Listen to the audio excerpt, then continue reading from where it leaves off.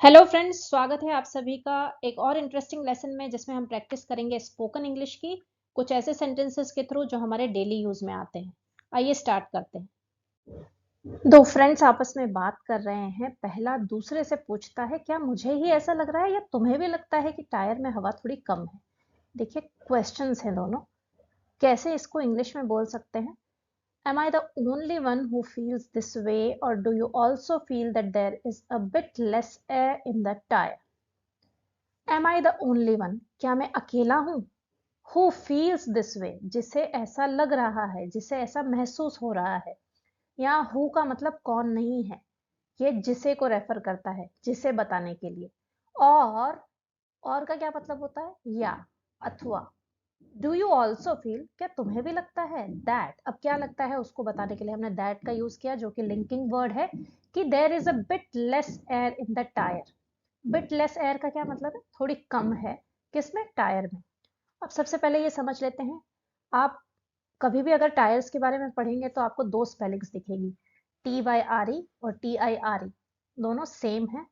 American और British English में अलग अलग वर्ड्स यूज करते हैं। कहीं पे टायर बोला जाता है वाई लगा के और कहीं पे बोला जाता है आई लगा के। तो कंफ्यूज मत होइएगा, दोनों का मतलब सेम है। नेक्स्ट, हाँ लगता तो है कि टायर में हवा कम है, शायद पंक्चर हो गया है। इसे बोलेंगे कैसे इंग्लिश में? Yes, it does look like it needs some air, you might have a puncture. Yes का मतलब आप जानते हैं, उसने हाँ या ना में जवाब दिया क्योंकि वो यस नो टाइप का क्वेश्चन था। क्या तुम्हें ऐसा लगता है? तो हाँ या ना में जवाब दिया जा सकता है, उसने हाँ में दिया। Yes, it does look like मतलब स्ट्रेस दिया है, डज का यूज किया है। हाँ ऐसा लगता तो है। इट नीड्स सम एयर, इसमें हवा की जरूरत है, हवा कम है ये बताना है। You might have a puncture, possibility है कि पंक्चर हो गया है। यू माइट हैव मतलब पॉसिबिलिटी है कि पंक्चर हो गया है टायर में। फ्रेंड कहता है, पिछले 3 महीनों में 2 बार पंचर हो चुका है। ये काफी बड़ा झंझट है या झंझट का काम है। इंग्लिश में हम बोल सकते हैं, my tyre has been punctured twice in the last 3 months। It is quite a hassle. देखिए, माई टायर यानी जो उसकी गाड़ी का टायर है उसके बारे में बात कर रहा है। हैज बीन पंक्चर्ड मतलब पंक्चर हो चुका है। कितनी बार हो चुका? ट्वाइस। ट्वाइस का क्या मतलब होता है? 2 बार। अब 2 बार कितने में? इन द लास्ट 3 months मतलब पिछले 3 महीनों में 2 बार पंक्चर हो चुका है। It's quite a hassle. Hassle का मतलब होता है झंझट। क्वाइट वर्ड का यूज किया, QUITE, मतलब बड़ा झंझट है, काफी झंझट भरा है। नेक्स्ट देख लेते हैं। इसको ठीक करना कोई बड़ा काम नहीं है, चलो मैं मदद कर देता हूँ। इसको सीख लिया तो कभी कोई दिक्कत नहीं आएगी। इंग्लिश में वो कह सकता है, fixing it is not a big task, come on I will help you, once you learn this you won't face any trouble again. देखिए, जब हम कहते हैं ना टू फिक्स समथिंग, उसका मतलब है उसे ठीक करना, उसकी मरम्मत करना। सो हम कह रहे हैं fixing it is not a big task. Big task का मतलब बड़ा काम, मतलब टायर को ठीक करना कोई बड़ी बात नहीं है। कम ऑन मतलब आओ या चलो। आई विल हेल्प यू मैं तुम्हारी मदद कर देता हूं या करूंगा। वंस यू लर्न दिस एक बार तुमने ये सीख लिया, you won't face any trouble again. Won't जो है ये विल नॉट का शॉर्ट फॉर्म है। विल नॉट है इसका मतलब, you will not face any problem again मतलब तुम दोबारा, तुम्हें कोई दिक्कत नहीं आएगी। नेक्स्ट देखिए, तुम्हें ये सब करना आता है? वाह यार, मान गया तुम्हें। अब इसको कैसे बोल सकते हैं? You know how to do all this. अब फ्रेंड इंप्रेस होकर कहता है, तुम्हें ये सब करना आता है? वाह यार, मान गया तुम्हें। तो हम इंग्लिश में इसको कैसे कह सकते हैं, देखते हैं। You know how to do all this, wow buddy I am impressed. You know how to do का क्या मतलब हो गया? तुम्हें आता है ये सब कैसे करना है। ऑल दिस हो गया ये सब। वाओ बडी, बडी का मतलब होता है फ्रेंड। अगर हम किसी फ्रेंड को एड्रेस कर रहे हैं तो हम बडी कह के कर सकते हैं। बडी का मतलब भी फ्रेंड ही होता है। आई एम इम्प्रेस्ड मतलब मैं प्रभावित हो गया। आप ये भी कह सकते हैं wow I am impressed, without buddy भी आप यूज कर सकते हैं। सेंटेंस का मीनिंग यही रहेगा। सो हमारा सेंटेंस बन गया, you know how to do all this, wow buddy I am impressed. ठीक है, चलो मैं तुम्हें जल्दी बताता हूँ कैसे ठीक करना है। तो बोल सकता है इंग्लिश में all right, let me quickly tell you how to fix it. All right का क्या मतलब है? ठीक है। Let me quickly tell you, quickly का मतलब है जल्दी से। Let me quickly tell you इसका मतलब हुआ आओ मैं तुम्हें बताता हूँ, या चलो मैं तुम्हें बताता हूँ। यहाँ लेट का यूज हुआ है, कहने के लिए होता है कि चलो मैं तुम्हें ये बता देता हूँ, सजेशन है उसका। अब क्या बताना है? How to fix it. मैंने अभी ही बताया, फिक्स करना किसी चीज को मतलब उसे ठीक करना। हाउ टू फिक्स इट मतलब कैसे ठीक करना है वो मैं तुम्हें बता देता हूँ। तो हमारा सेंटेंस बना all right let me quickly tell you how to fix it. Next, सबसे पहले ट्यूब को बाहर निकालो और देखो कि पंक्चर किस चीज से हुआ है। अब हम बोल सकते हैं first of all pull out the tube and look for the source of the flat. देखिए फर्स्ट ऑफ ऑल का मतलब क्या? सारी चीजों में सबसे पहले। सबसे पहले तुम्हें क्या करना है, इसके लिए हम यूज करते हैं फर्स्ट ऑफ ऑल या फिर firstly. Pull out the tube, अब यह ट्यूब की कौन सी बात करी जा रही है? जो टायर होता है साइकिल या बाइक किसी का भी, उसमें एक ट्यूब होती है अंदर जिसमें हवा भरी होती है, उसको निकालने की बात कर रहे हैं। तो पुल आउट यानी बाहर निकालो, थोड़ा सा खींचना पड़ता है, पुल आउट खींचकर बाहर निकालो। और क्या करो? And look for the source of the flat. Flat का क्या मतलब है? पंक्चर को आप फ्लैट भी कहते हैं।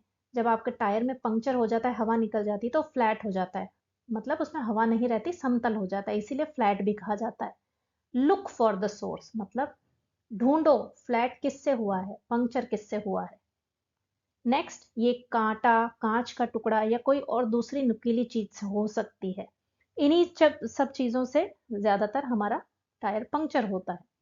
इंग्लिश में हम कहेंगे it could be a thorn, piece of glass और सम अदर शार्प ऑब्जेक्ट।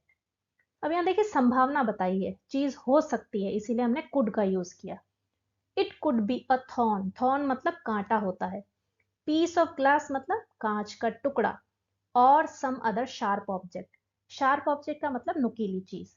सो हमारा सेंटेंस बना it could be a thorn, piece of glass और सम अदर शार्प ऑब्जेक्ट। अब फ्रेंड सजेस्ट करता है एक बार ध्यान से टायर के अंदर उंगलियां फेर कर ये भी देख लो कि कुछ और नुकीली चीज छूट तो नहीं गई।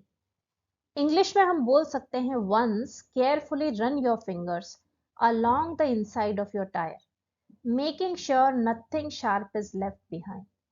मतलब वंस का मतलब हो गया एक बार, केयरफुली का मतलब बहुत ध्यान से, run your fingers along the inside of tyre मतलब जो टायर है उसके अंदर की तरफ आप हाथ फेर के, उंगलियां फेर के ये देख लो। मेकिंग श्योर मतलब ये देखने के लिए कि nothing sharp is left behind, कुछ नुकीला तो पीछे नहीं रह गया। लेफ्ट बिहाइंड का मतलब छूट जाना, शार्प का मतलब नुकीला। नेक्स्ट, वरना फिर से टायर पंक्चर हो जाएगा। वरना को हम क्या कहते हैं? अदरवाइज, या फिर एल्स भी आप कह सकते हैं। Otherwise you might and up with another flat tyre. Flat tyre का क्या मतलब है? जिसमें हवा निकल गई हो पंक्चर की वजह से। फ्लैट टायर या फिर पंक्चर दोनों चीजें आप यूज कर सकते हैं। अब यहाँ पे हमने you might and up, and up का मतलब क्या है? ऐसा हो जाएगा, जो उसका रिजल्ट होगा ना वो ये होगा, वो बताने के लिए हम एंड अप का यूज कर रहे हैं। माइट का यूज कर रहे हैं पॉसिबिलिटी बताने के लिए। अनादर का मतलब एक और। सो हमारा पूरा सेंटेंस बना otherwise you might and up with another flat tyre. और टायर के बाहरी हिस्से को भी एक बार चेक करके देख लो कि उसके रबर में कोई नुकीली चीज तो नहीं धसी है ना। तो हम इंग्लिश में कहेंगे also check the exterior of the tyre once more to ensure there are no sharp object still lodged in the rubber. थोड़ा बड़ा सेंटेंस है, थोड़ा समझते हैं इसे। पहले देखते हैं एक्सटीरियर का क्या मतलब होता है। एक्सटीरियर मतलब बाहरी, इसका ऑपोजिट होता है इंटीरियर। इंटीरियर डिजाइनिंग आपने सुना होगा, मतलब अंदर जो घर के अंदर की डिजाइनिंग होती है उसे इंटीरियर डिजाइनिंग कहते हैं। तो एक्सटीरियर हो गया बाहरी हिस्सा। अब हम कह रहे हैं कि जो टायर का बाहर वाला हिस्सा है उसमें भी चेक कर लो, उसमें कोई नुकीली चीज तो नहीं, अदरवाइज क्या होगा, फिर से वो ट्यूब में लॉज हो सकता है। तो ऑल्सो, ऑल्सो का मतलब और भी। Check the exterior of the tyre मतलब टायर के बाहरी हिस्से को भी चेक कर लो, वंस मोर एक बार और। किस लिए? To ensure. एंश्योर का क्या मतलब होता है? टू मेक श्योर, मतलब ये देख लेने के लिए, ये एंश्योर कर लेने के लिए कि there are no sharp objects, कोई नुकीली चीज नहीं है, स्टिल लॉज्ड। लॉज्ड का क्या मतलब होता है? धसा हुआ होना। इन द रबर, रबर में धसा हुआ होना। तो हमारा सेंटेंस पूरा बना, also check the exterior of the tyre once more to ensure there are no sharp objects still lodged in the rubber. इसके बाद हमें थोड़े से साबुन वाले पानी की जरूरत पड़ेगी। इसके लिए हम पानी में थोड़ा सा बर्तन धोने वाला साबुन मिलाएंगे और इसे अंदरूनी ट्यूब पर लगाएंगे। इंग्लिश में वो बोल सकता है, after this we will need some soapy water, for this we will mix a little dish soap with water and apply it to the inner tube.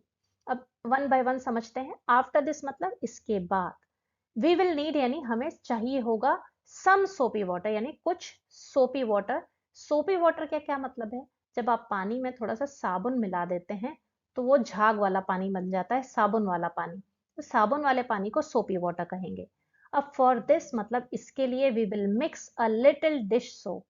Dish soap क्या होता है? डिशेस जो होती है ना, वो इंग्लिश है बर्तनों की।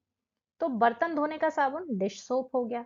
तो हम डिश सोप मिला रहे हैं वाटर के साथ, एंड सोपी वाटर बनाने के लिए, and apply it to the inner tube. Inner मतलब अंदर। टायर के जो अंदर आप सभी ने देखा होगा एक ट्यूब सी होती है जिसमें हवा भरी होती है, उसी को इनर ट्यूब कहा जा रहा है। उस पर अप्लाई करने की बात की जा रही है सोपी वाटर को। नेक्स्ट है, ये हम क्यों कर रहे हैं? अब जो दूसरा फ्रेंड है ना जो सुन रहा है वो कंफ्यूज हो गया है। वो बोल रहा है ये हम क्यों कर रहे हैं? क्या पंक्चर ठीक करने से पहले टायर को धोना पड़ता है? अब देखिए क्वेश्चन है, दोनों क्वेश्चन है। पहला क्वेश्चन है, दूसरा भी क्वेश्चन है जो यस नो टाइप का है।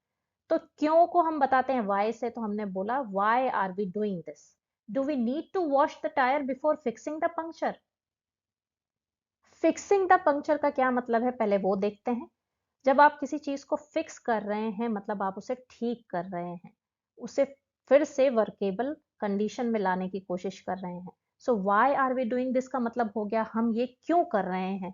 Do we need to wash the tyre? क्या हमें टायर को वॉश करने की जरूरत है? बिफोर यानी पहले, फिक्सिंग द पंक्चर यानी पंक्चर को फिक्स करने से पहले। फ्रेंड कहता है नहीं नहीं ऐसा कुछ नहीं है, तुम पहले मेरी बात सुनो, मैं सब कुछ समझा दूंगा। तो हम इंग्लिश में कह सकते हैं, no nothing like that, you listen to me first, I will explain everything. देखिए नहीं नहीं तो डिनाई कर रहा है, मना कर रहा है, तो उसको नो से एक्सप्रेस किया जा सकता है। ऐसा कुछ नहीं है, उसे हम कह सकते हैं नथिंग लाइक दैट।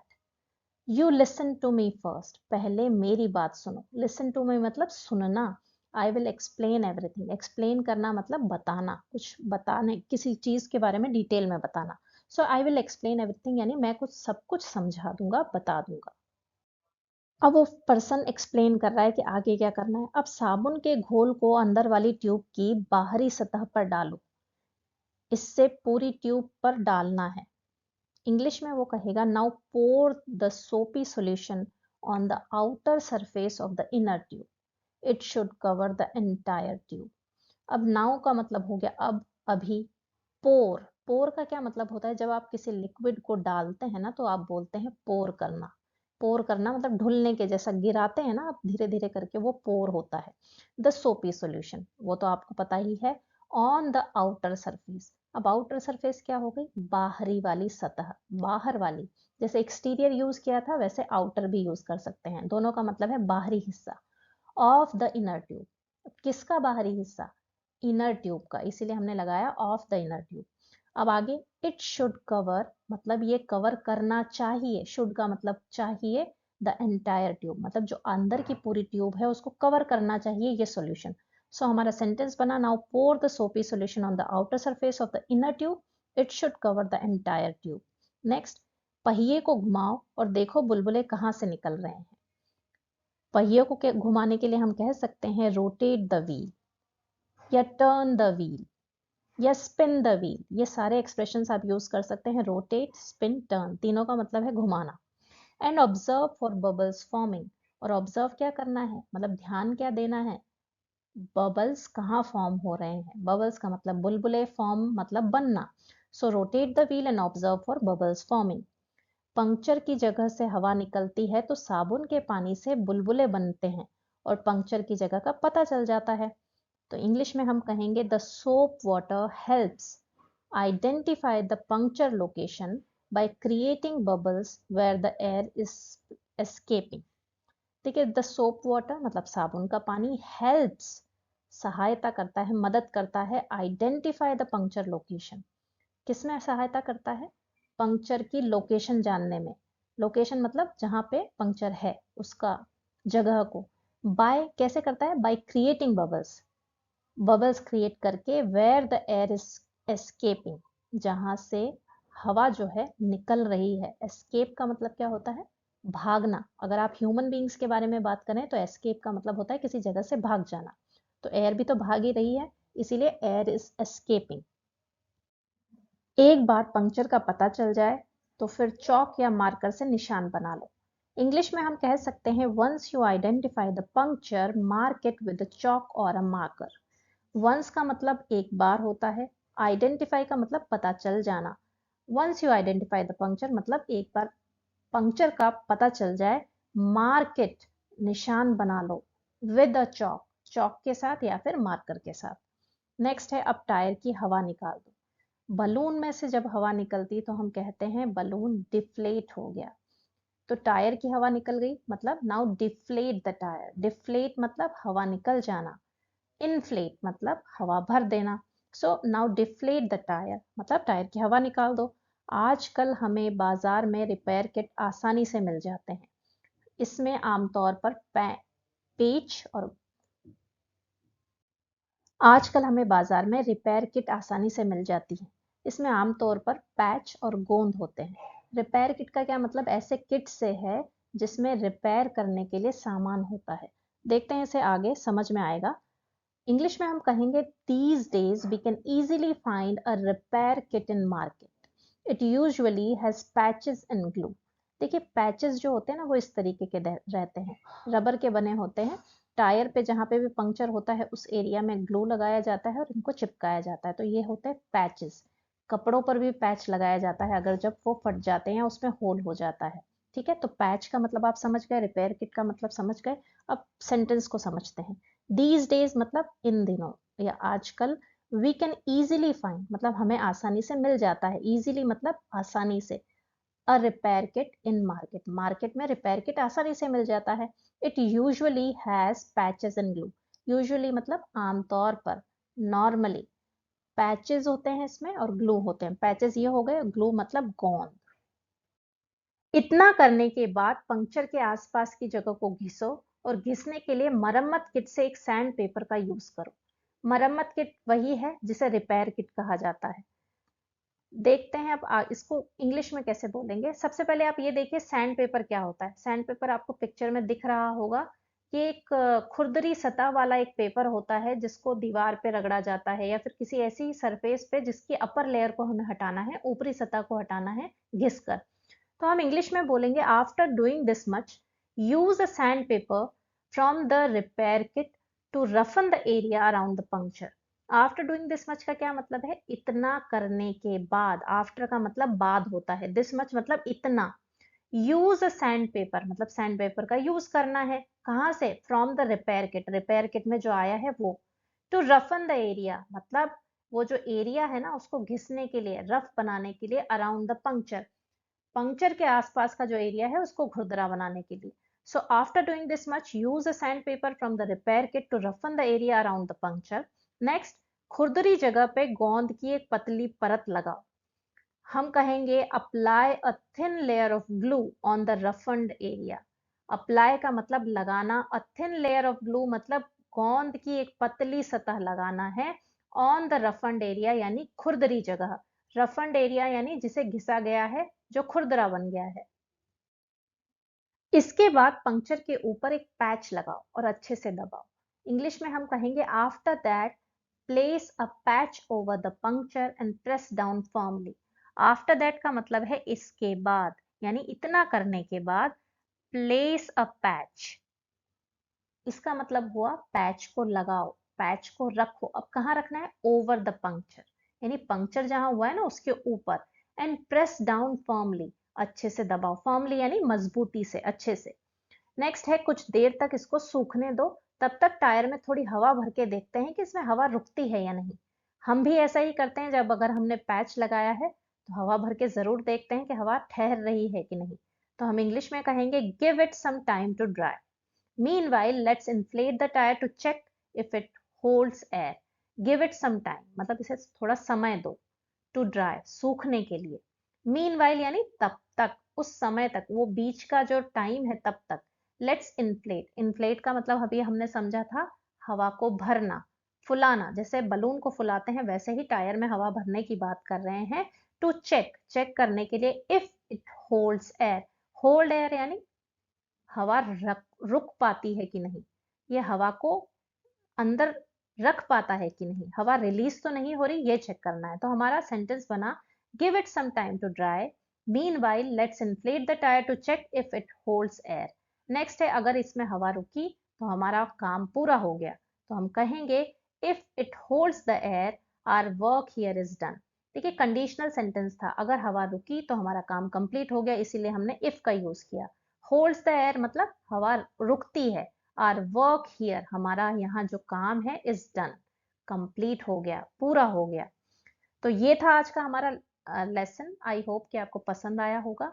लाइक जरूर कीजिएगा, सब्सक्राइब नहीं किया है तो सब्सक्राइब कीजिए, कमेंट करके बताइए कि कैसा लगा लेसन, और आगे के लिए रेडी रहिए. एक और इंटरेस्टिंग लेसन जल्दी ही आने वाला है. Thank you.